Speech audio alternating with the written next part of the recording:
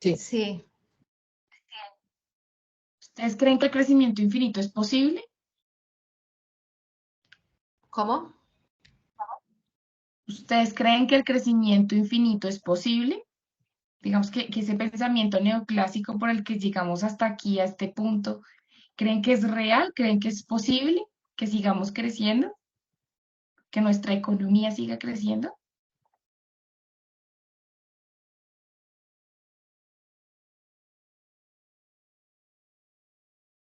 Están un poco tímidos. ¿Contestan por el chat o pueden abrir micrófono? Dice Andrés, siempre se puede crecer. Ok. Eso dicen los modelos. Eso dice la matemática. El gran desafío, ¿cuál es? Pues el gran desafío es que realmente tenemos recursos finitos y, como dice Silvia, pues depende, ¿no? Tenemos recursos finitos, tenemos un contexto donde los recursos tal como están son limitados. Andrés dice, los procesos son los que limitan el crecimiento, de acuerdo, según el tipo de procesos, ¿no? Que tengamos, pero el gran desafío es que el planeta solo es uno, ¿no? Yo personalmente creo que el crecimiento y que depende de nuestra capacidad de recirculación de los materiales, pero si seguimos produciendo tal como lo estamos haciendo en este momento, pues eso es imposible. De alguna manera, pues estos avances tecnológicos de hoy en día lo que nos invitan es a reflexionar sobre la oportunidad que tenemos para hacer un cierre de ciclo completo, ¿no? En nuestra economía.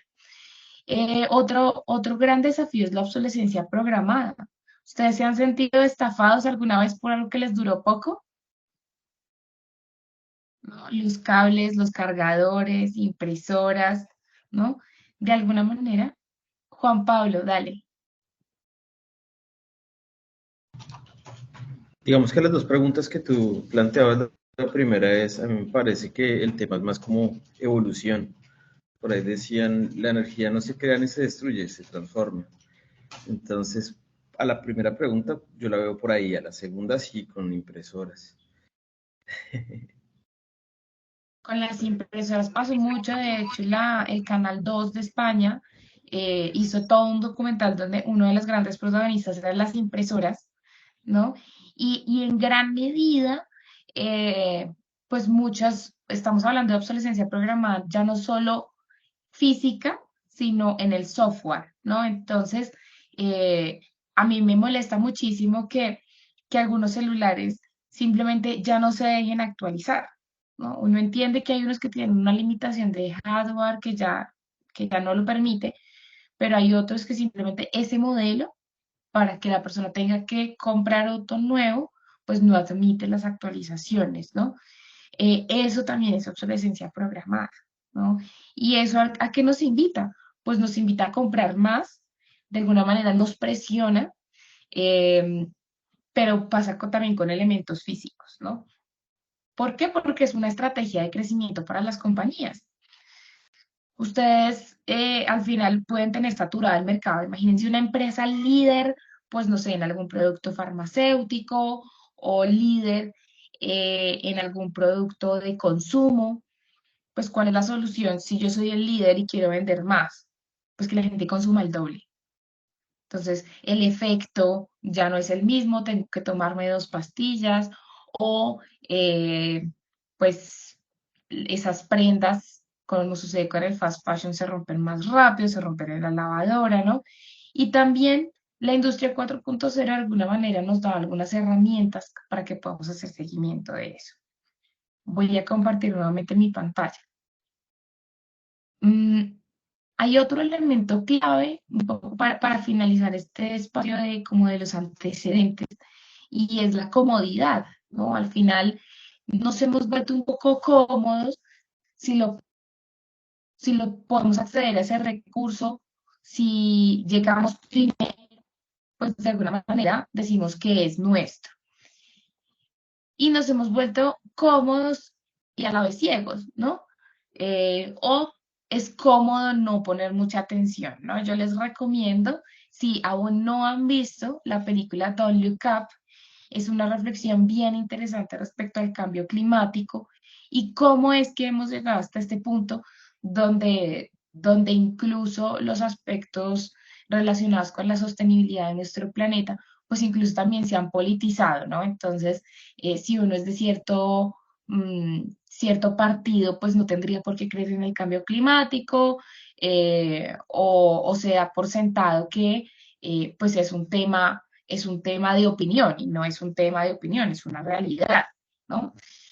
Por eso también es importante que cada uno de nosotros, digamos, durante este curso, establezcamos qué es desarrollo sostenible para nosotros y cuáles son las metas también, cuáles son esas prioridades que queremos alcanzar en nuestras organizaciones. Yo quedo muy feliz si la gente al menos memorizara digamos, el concepto básico de las Naciones Unidas, que es desarrollo sostenible, es el desarrollo que cubre las necesidades del presente sin comprometer la habilidad de futuras generaciones de cubrirse las propias. Esta definición no es completa, para nada es completa, pero realmente nos invita a reflexionar sobre el factor tiempo, ¿no? Cuánto tiempo permanecemos en el planeta y la importancia de dejar algo para el resto. Y creo que es un hito porque fue poner de acuerdo a más de 100 naciones en qué era desarrollo sostenible. Y a partir de ahí sí que empieza la carrera por la sostenibilidad. Es muy triste que hasta ahora llevemos 36 años hablando de qué es desarrollo sostenible, así no nos pongamos de acuerdo, pero es muy poco tiempo. Este tema debió haber sido un tema de hace 50 o 70 años, pero estamos en esto realmente hace muy poco. Eh, ¿Cuál es mi definición favorita? Creo que mi definición favorita de sostenibilidad es la mera posibilidad de que los humanos y cualquier otro tipo de vida florezca sobre la tierra por siempre. Esta definición no es de un poeta, es de un ingeniero, ¿no? Y creo que para este espacio y para el espacio que nos abre la UM, que es tan fuerte, pues en ingeniería, eh, pues es todo un halago también para los ingenieros, porque de hecho es un concepto que viene desde la lógica. ¿Ahí me escuchan bien? Perfecto. Listo. Desde esta perspectiva, pues también incluso Margaret Thatcher, una persona pues tan dura, ¿no? Y que al final también tomó unas decisiones tampoco populares, sí que planteó en algún momento que la tierra no podía ser el feudo de ninguna generación. Lo que teníamos era un arrendamiento de por vida, ¿no? Entonces, son años muy álgidos donde se empieza, igual desde también el 92 desde el protocolo, pues sí que se empieza a plantear estos temas y cómo influencia nuestra permanencia en la Tierra, empieza a evolucionar el concepto de desarrollo sostenible, ¿no? Antes lo veíamos un poco como silos y hoy en día entendemos que el ambiente, la sociedad y la economía pues están absolutamente interrelacionadas en el corto, medio y largo plazo. Entonces, ¿qué tiene que ver esto con la industria? ¿No? Pues tiene que ver todo. En algún momento, pues, eh, teníamos en esa primera revolución industrial, ¿no? Tenemos cuatro grandes revoluciones, incluso ya se está hablando de la quinta revolución. Yo creo que es un poco pronto, pero bueno. Cada una de ellas ha tenido unos impactos a nivel ambiental y social importantes, ¿no? Entonces, al final, la primera es esta de la que siempre nos hablaban en el colegio, en la universidad, ¿no? Y los grandes avances estaban relacionados con la máquina de vapor, con los inventos y el uso de energía a partir del viento y el agua, ¿no? El transporte ferroviario, pero uno de los grandes impactos pues de hecho es el avance de la globalización, ¿no? Recortar las distancias con medios de transporte mucho más rápidos como la locomotora, empieza a abrir las puertas del mundo, ¿no? De la globalización, de recortar distancias, de hacerlo todo más rápido. Y con esto, pues también el mercado se agranda para cada uno de nuestros países. Los impactos socioambientales múltiples. Por ejemplo, País Vasco donde está Tecno, pues usó todos sus recursos para producir grandes máquinas. Es una región con un alto nivel industrial, con muy alta intensidad industrial, pero sus recursos se le acabaron en 100 años, porque fue la efervescencia de la industrialización y sus recursos se acabaron en 100 años. El incremento en la producción agrícola con la fuerza mecánica y de máquinas muy ingeniosas, pues también llevó al súper desgaste de los terrenos, de la migración, empieza la migración del campo a la ciudad, el paisaje cambia totalmente y empezamos a hablar de explotación laboral porque pues de esto no había cero o nada de legislación, ¿no? La segunda revolución, pues pongo fotos recientes, ¿por qué? Porque yo creo que es de las más impactantes, digamos que a partir de la segunda es que se empieza a ver la cantidad de materiales a los que podemos tener acceso con la sobreexplotación del petróleo y el gas como fuentes energéticas, eran mucho más atractivas que el carbón, mucho más atractivas que el aceite de ballena, ¿no? Entonces terminamos salvando a las ballenas con el petróleo, pero definitivamente éramos muy poco eficientes, ¿no? Entonces, en un momento en el que el petróleo y el gas pues eran muy baratos, ¿no? Surge la cadena de montaje, surgen modelos de producción como el modelo T, mucho más rápidos que me permiten tener más producto, más rápido para acceder a más mercado. Entonces, la sobreexplotación de recursos pues continúa. Si tengo muchos automóviles, muchas autopistas, pues necesito mucho caucho. Y eso nos lleva también a la sobreexplotación de las personas, ¿no? Vimos casi que situaciones de esclavitud en Colombia, Venezuela y el Congo a causa de la sobreexplotación del caucho. La combinación de materiales se vuelve la moda porque tampoco entendíamos muy bien las consecuencias que eso podría tener en el largo plazo. Y la verdad es que hoy en día tenemos una cantidad de productos que son chukis, ¿no? Hay veces que uno los llama como unos chukis, son un mal invento, un invento que nació como basura, y la verdad es que hay algunos productos que la mejor opción no es reintroducirlos incluso a nuevas cadenas de valor, sino la mejor opción, la verdad, es utilizarlos como energía, energía o recuperar la energía a través de la incineración. Eso es súper lamentable, pero hay algunos materiales que incluso hoy en día es difícil, imposible o muy caro de separar, ¿no? Surge la pesca de arrastre, el accidente de la Gran Neblina de Londres, ¿no? No sé si ustedes, yo les recomiendo ver eh, el cuarto capítulo de Crown, de la serie Crown, muestran detalladamente qué fue lo que pasó en Londres. La verdad fue que en una situación de posguerra, ¿no? En el 52, lo que hicieron fue pues vender el carbón de mejor calidad y quedarse con el de peor calidad, muy rico en metales pesados, en azufre, y eso se combinó con la neblina muy intensa, especialmente de ese año. Prácticamente generaron un arma biológica en la combinación de ese carbón de mala calidad con una neblina muy intensa. Murieron 12.000 personas en una semana y se dice que más o menos siguieron muriendo unas 2.000, 3.000 en las semanas siguientes, ¿no?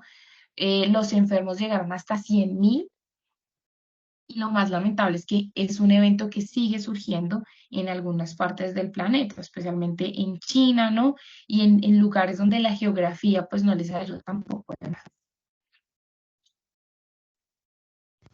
La tercera revolución industrial se empieza a volver muy atractiva porque surge la automatización, surge la electrónica, los robots, los circuitos, ¿no? La fotocopiadora al final es un invento maravilloso, pero porque facilita también el acceso a la información, ¿no? La posibilidad de reproducir rápidamente documentos.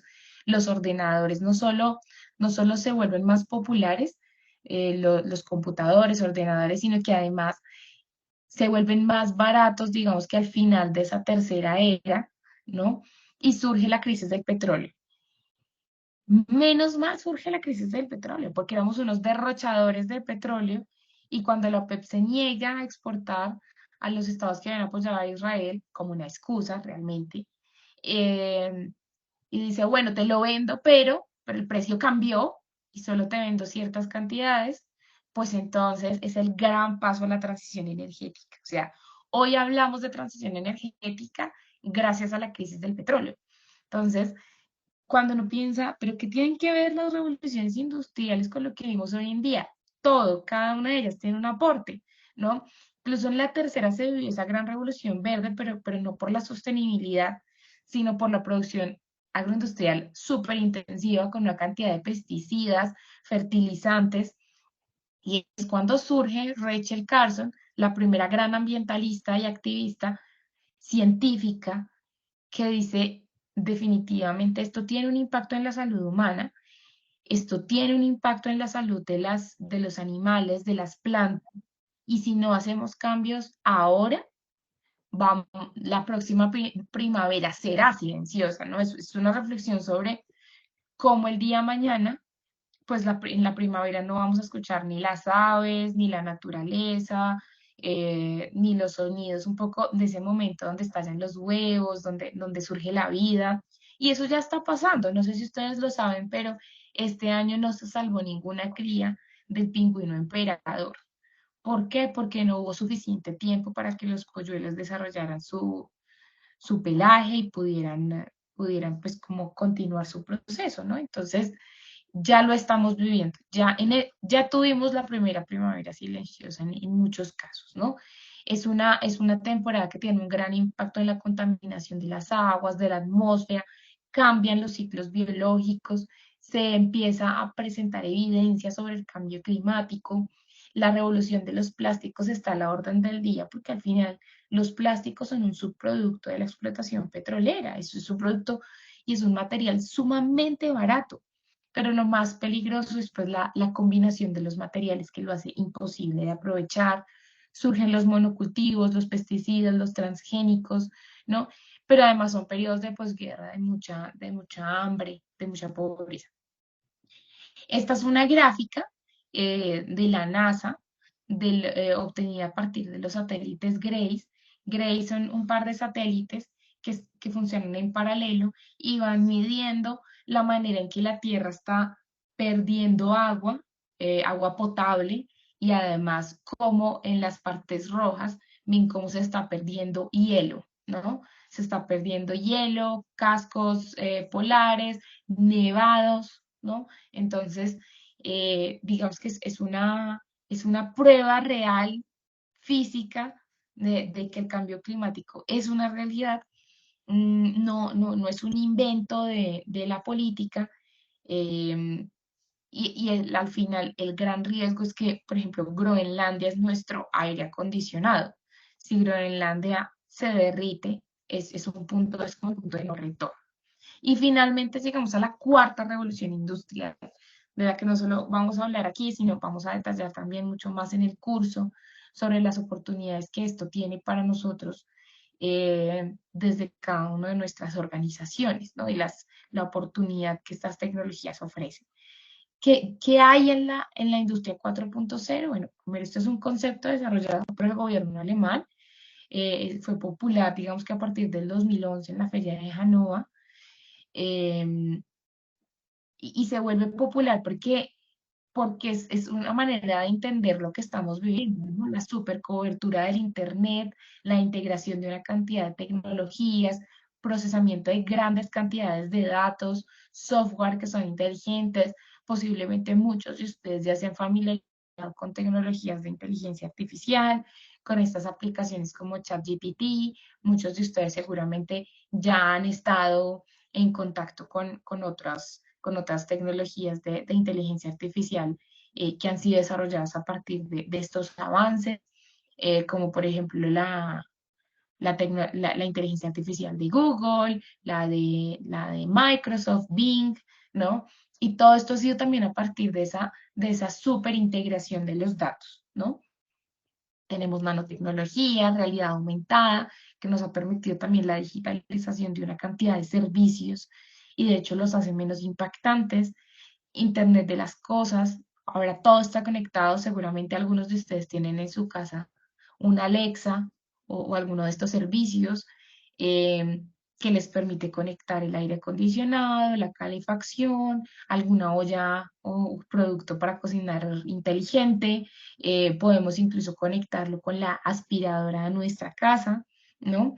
Y entonces algunas labores, pues que eran súper operativas, también se vuelven mucho más fáciles de realizar.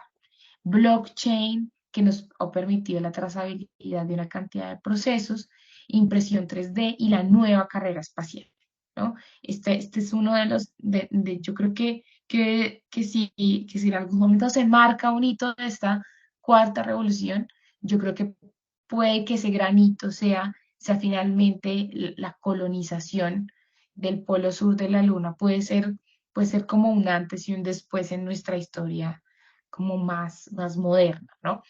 Pero esto ¿qué tiene que ver con nosotros y qué tiene que ver con la economía circular? Pues a partir de estas tecnologías se pueden desarrollar una cantidad de modelos de negocios circulares que yo espero personalmente que sean una oportunidad más que un impacto, ¿no? ¿Por qué? Por ejemplo, surgen oportunidades interesantes como la adaptación y digitalización de procesos para ahorrar tiempo, materias primas y energía, ¿no?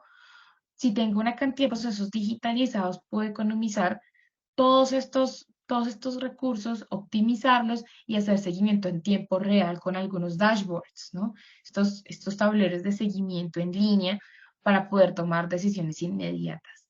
Los sistemas de gestión energética, a partir del seguimiento tecnológico con sensores, Internet de las cosas, pues también permiten hacer cambios en cómo no solo producimos, sino además cómo consumimos energía, ¿no?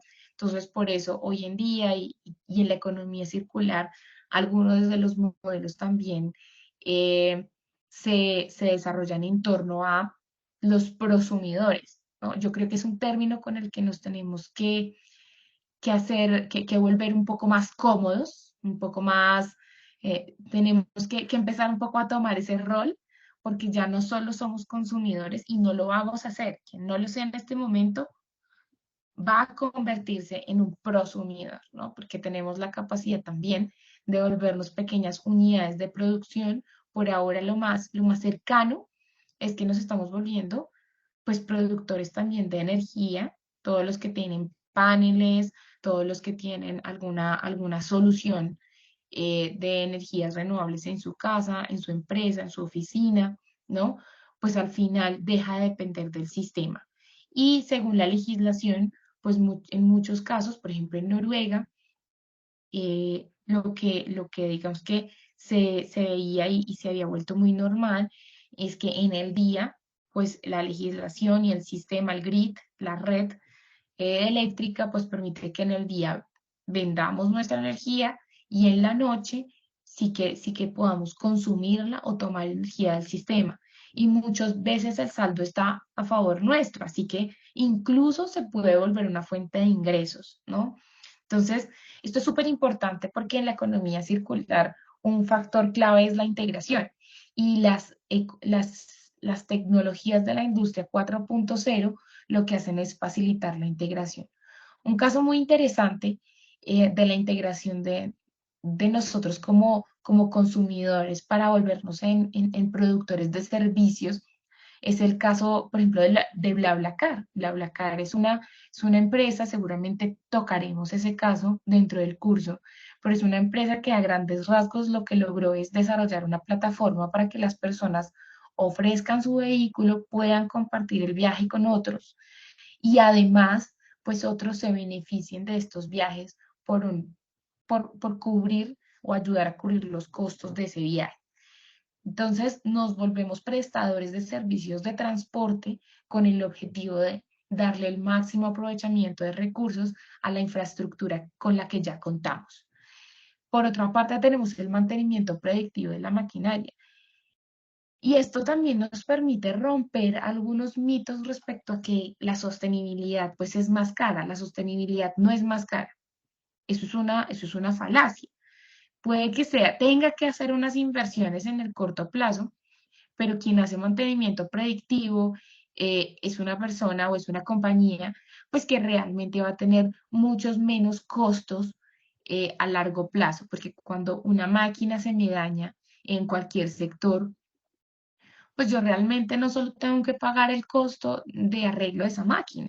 Cuando tenemos una parada, y sé que los que trabajan en industria, en fábricas, pues están súper conscientes de que una parada en la producción para arreglar esa máquina, pues me implica o no vender un día, y es venta que se perdió cuando son productos especialmente de corta fecha, eh, o unos retrasos que implican pues también emplear más personas, pagar horas extra, ¿no? Para ponernos al día. Entonces, el mantenimiento predictivo no solo alarga la vida de la máquina, sino que además me permite pues tener más rentabilidad y continuidad en mi negocio. La transición energética es otro de los grandes resultados de los avances tecnológicos, y realmente es que hoy podemos hablar de transición energética, pues no solo gracias a la crisis del petróleo, como lo comentaba antes, sino gracias a que tenemos tecnologías que nos permiten distribuir mejor la energía, almacenarla. Hoy estamos hablando de hidrógeno, hidrógeno verde. ¿Por qué se habla tanto? Muchos dicen, pero ¿por qué hablan tanto del hidrógeno? El hidrógeno es tan fácil no es fácil de manipular. De hecho es un gas sumamente explosivo, así que, pero sí es un gas que conocemos y se utiliza muchísimo en la industria. Lo que pasa es que no todo el gas, no todo el hidrógeno que hemos venido utilizando es verde, ¿no? Hay distintos tipos de hidrógeno, pero a grandes rasgos, pues para quienes, yo no soy pues como experta específicamente en el hidrógeno, pero para los que nunca han pronto oído hablar o todavía lo escuchan, pero no entienden muy bien de qué se trata, pues el hidrógeno también tiene un alto potencial de utilización en nuestra economía en el mediano plazo, yo diría, porque su capacidad para almacenar energía lo vuelve muy atractivo. Lo que pasa es que tendremos que cambiar nuestros sistemas de almacenamiento de energía, porque como les decía, pues es un gas sumamente explosivo, ¿no?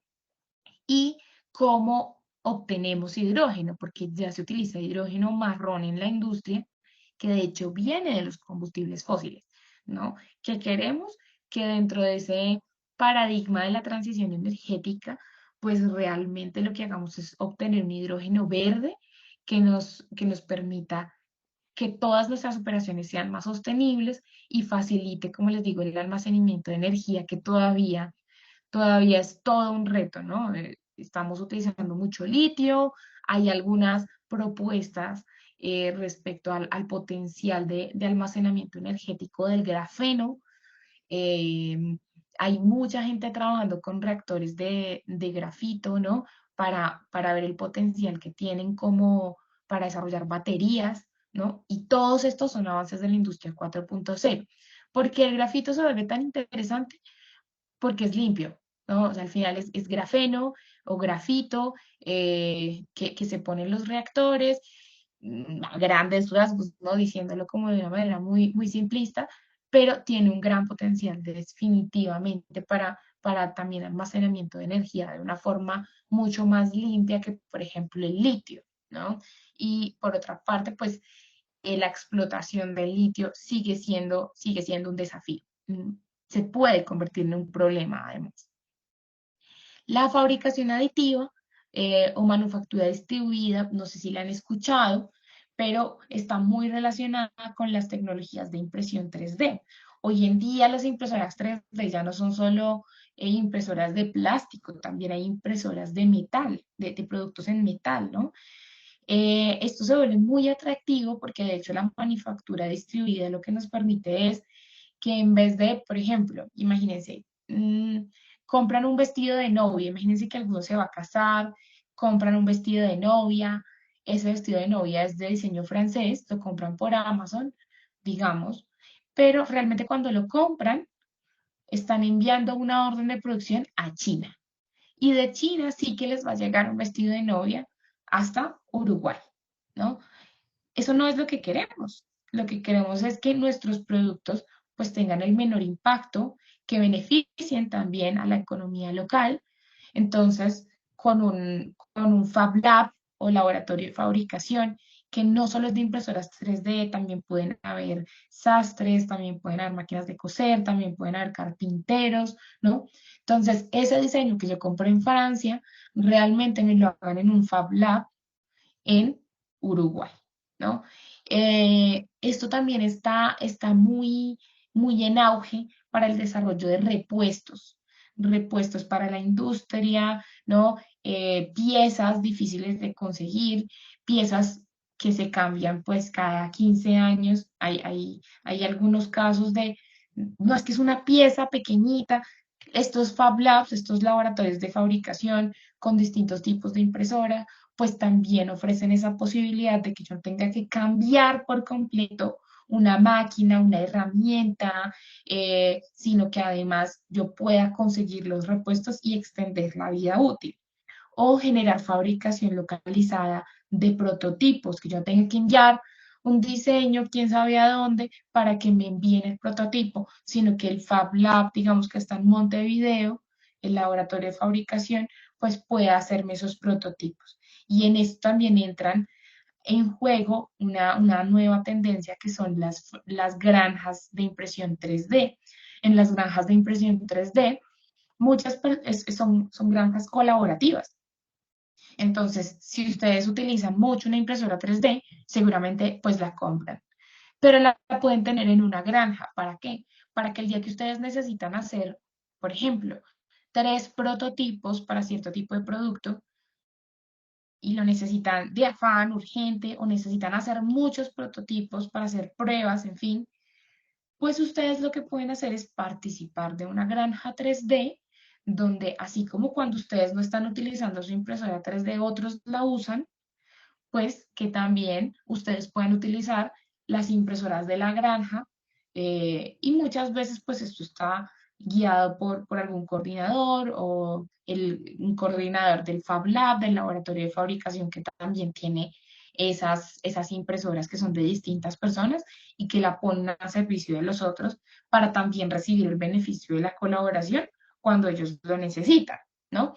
Y todos estos son soluciones que tienden a ser mucho más sostenibles, de desarrollo local, y además también nos permiten, por ejemplo, desarrollar espacios colaborativos donde yo no necesito comprar tantos equipos, sino que puedo colaborar la infraestructura de otros.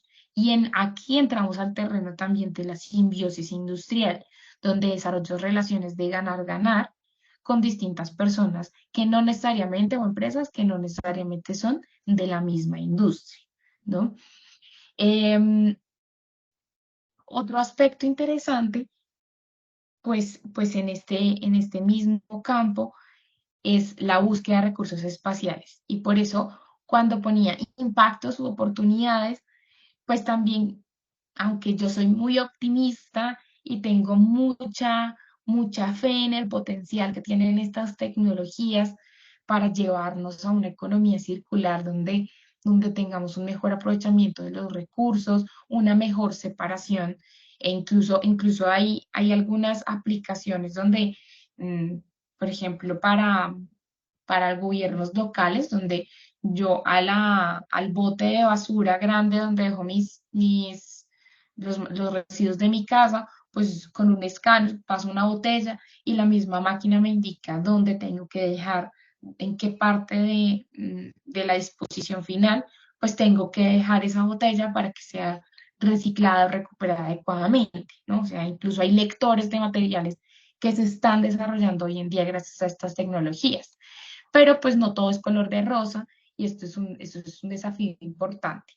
Este cambio de paradigma no solo puede ser tecnológico, también tiene que ser cultural, porque si no lo que vamos a hacer es, es continuar con la tecnología explotando más, ¿no? Entonces, lo que tenemos que hacer es, bueno, ¿cómo desarrollo mi economía? Está muy bien, pero ¿cómo lo hago para que se dejen de explotar recursos vírgenes y simplemente le dé la vuelta a esos recursos que ya tenemos, ¿no? Pero pues, como les digo, esta es mi visión optimista, pero también hay unos riesgos importantes, por ejemplo, con la nueva carrera espacial, ¿no? ¿Ustedes por qué creen que estamos explorando el polo sur de la Luna?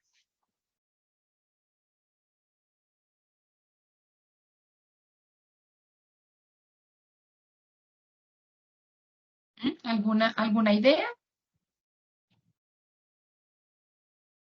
A ver si se Ninguna. consigue algún recurso, si se consigue algún recurso mineral que pueda ser de utilidad, me imagino que por ahí.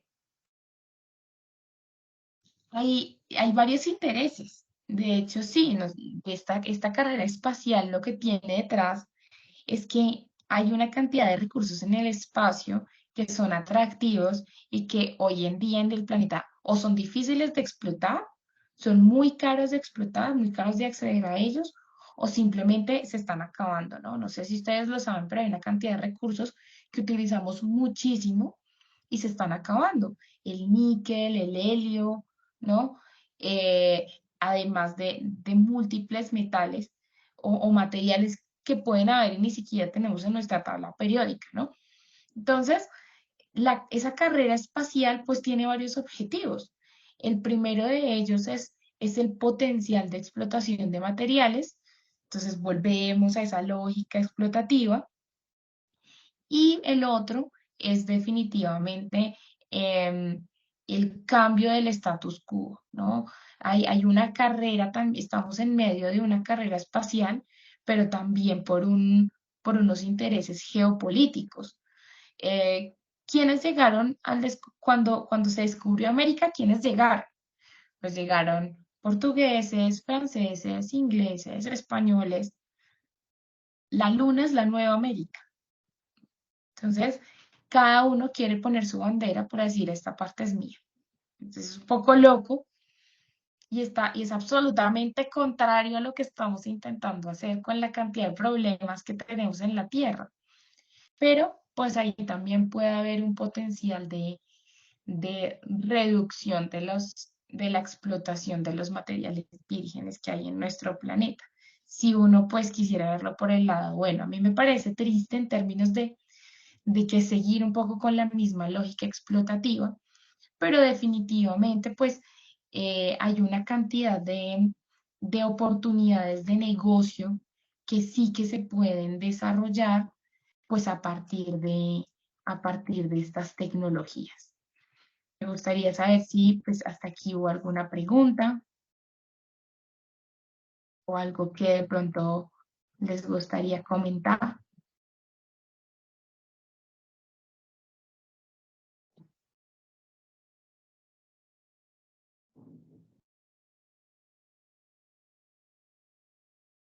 Silencio. ¿No? Son como finescos, ¿no?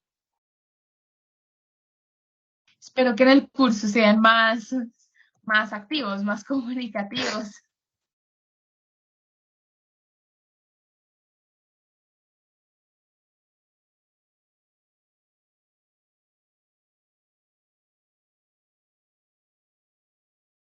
En el chat sin preguntas pusieron.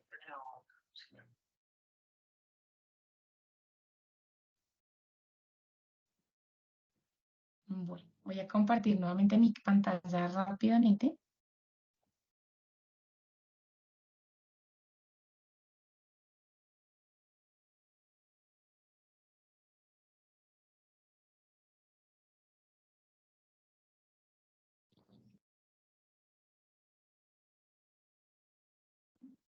Bueno, sé que el tema de transición energética igual les parece interesante a muchos de ustedes. Nosotros en el laboratorio de sostenibilidad hicimos un reporte muy sencillo, muy básico sobre lo mínimo tal vez que es interesante saber respecto a la transición energética. Lo pueden encontrar en el QR a mano derecha de su pantalla. Y también hicimos un panel, digamos que si les interesa ver un poco la discusión que hubo en torno a este tema, hicimos también un panel donde comentábamos un poco los desafíos y las oportunidades que puede tener pues hacer esa transición energética. Aunque pues muchos de los expertos pues son colombianos. Nos interesaba mucho, es una discusión que se dio también, yo creo que en el marco de lo que necesita Latinoamérica, ¿no? En el curso vamos a ir desglosando esos modelos de negocio que pueden surgir en la economía circular a partir de ese cambio de pensamiento, pero también a partir de las tecnologías, de las oportunidades que nos ofrece la industria 4.0 y las tecnologías, algunas de las tecnologías que les comentaba, ¿no? Pero lo claro es que nosotros hemos venido también manejando la implementación de la economía circular con este esquema, entendiendo que todo está conectado, pero es mucho más fácil de entender pues a través de estos campos de actuación de la economía circular. Nosotros hemos definido para la economía circular 6 grandes campos de actuación: tomar, transformar, distribuir, usar y consumir, reintroducir y de manera transversal la sinergia industrial. ¿Por qué está en el centro? Pues porque, como les decía, en la economía circular es fundamental la colaboración. ¿Qué han hecho las tecnologías? Facilitar la colaboración entre los agentes del mercado y también agentes que no se consideraban como muy productivos, ¿no?, en el mercado. Hay una cantidad de beneficios en cada uno de estos campos, eh, que están centrados en cómo me abastezco, cómo reduzco los costes de la propiedad, cómo reduzco los costes también para el cliente a través de la sustitución de materiales, de la selección de materias primas más sostenibles, de la optimización de materiales, que cada vez es más moderada, pues por estas tecnologías de las que hablamos. Pero como les decía, pues también tiene que haber un cambio de pensamiento. Por ejemplo, eh, pues hay un tema que se ha vuelto un poco controvertido, ¿no? Se ha vuelto un poco controversial, y es pues la alimentación a partir de insectos, por ejemplo. Y los cambios en general de alimentación pues también se han vuelto un tema que puede ser moderado por la tecnología. Por ejemplo, no sé si lo saben, pero ya hay impresoras 3D que tienen un costo entre los 20.000, los 30.000 dólares, que con cierta combinación de alimentos, pues imprimen alimentos, ¿no? O les dan cierta forma que puede ser similar a la carne, que puede ser similar al pollo, ¿no? Y son verduras, vegetales. Cuando hace 20 años hubiéramos pensado que la comida la íbamos a imprimir. Ya hay también algunas propuestas respecto a imprimir proteína de laboratorio. Esto sí que se está haciendo, pero pues los costos no son de 20 o 30.000 dólares, sino que pues cuando hablamos de impresión de proteínas, aunque esto ya es posible, pues son tecnologías que hacen mucho más cara el producto, pero están, digamos que, cubriendo esa curva de aprendizaje. A nivel de la transformación, pues hay importantes beneficios porque es todo el proceso productivo, cómo conseguimos mantener el valor de los materiales, compartir recursos, ¿no? Y los beneficios pueden estar ligados al incremento de la vida útil del producto, no solo de cara al cliente, sino de los materiales dentro de mi fábrica, todo lo que yo necesito para producir. Y esto está atado a la disminución del consumo de recursos, a la reducción de emisiones, ¿no? Entonces, les dejo la inquietud, es un tema del que seguramente hablaremos también en el curso, pero el grafeno y la revolución en su uso, pues tiene un impacto también en cómo desarrollamos procesos productivos, ¿no? A nivel de distribución, pues hablamos de todos los aspectos logísticos, la optimización de embalajes, optimización de producto, de rutas. Es un aspecto en el que profundizaremos también en el curso.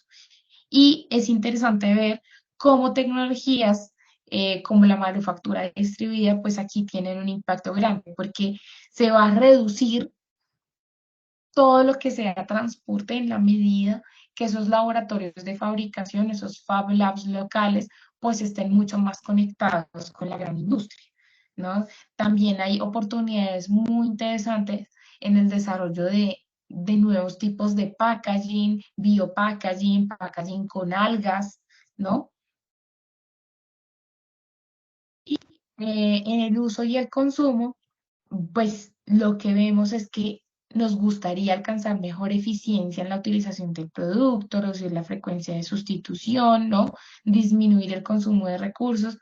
Y esto a través de las tecnologías sí que se puede lograr también con tecnologías como blockchain, como iClouding, ¿no? Como les contaba, toda la digitalización de productos, ¿no? Y finalmente, el desarrollo de nuevos materiales, luminiscentes, ¿no? Tenemos la reintroducción. En la reintroducción hay grandes desafíos como la trazabilidad y, por ejemplo, el blockchain lo que nos va a permitir es no solo saber si nuestra cadena de suministro fue realmente sostenible, sino incluso lo que nos puede permitir es saber dónde están los materiales, ¿no? Y a nivel de simbiosis industrial, pues lo que queremos es una gran colaboración entre las organizaciones, un aprovechamiento de excedentes, aprovechamiento de infraestructuras, ¿no? Cómo reduzco el consumo de los recursos, de los materiales y los valorizo a través de relaciones de ganar-ganar. Y esto es claramente a través de parques industriales puede ser una de las grandes oportunidades. Lo que pasa es que los parques industriales pues requieren financiación, así que otra gran oportunidad que se está viendo son las plataformas digitales y las asociaciones empresariales, ¿no? Entonces, pues esto es rentable, la economía circular es rentable, sí. Una de las grandes oportunidades que hay detrás es el uso de tecnologías para moderarla, ¿no? Y para que sea aún más provechosa. ¿Por dónde se puede empezar? Pues de acuerdo a nivel de madurez de mi organización y también de acuerdo al valor estratégico que tengan, digamos que las iniciativas que quiera desarrollar. Entonces, pues digamos que un poco para cerrar, es fundamental preguntarnos hacia dónde va nuestro negocio, hacia dónde va nuestra estrategia empresarial y tal vez qué de todas estas tecnologías realmente puede implementar y es útil. No se trata de implementarlo todo, sino reflexionar sobre qué es estratégico para mi organización. Entonces, pues bueno, eh, por ahora pues nos terminamos aquí, pero esperamos verlos en nuestro curso que está próximo a comenzar. Muchísimas gracias.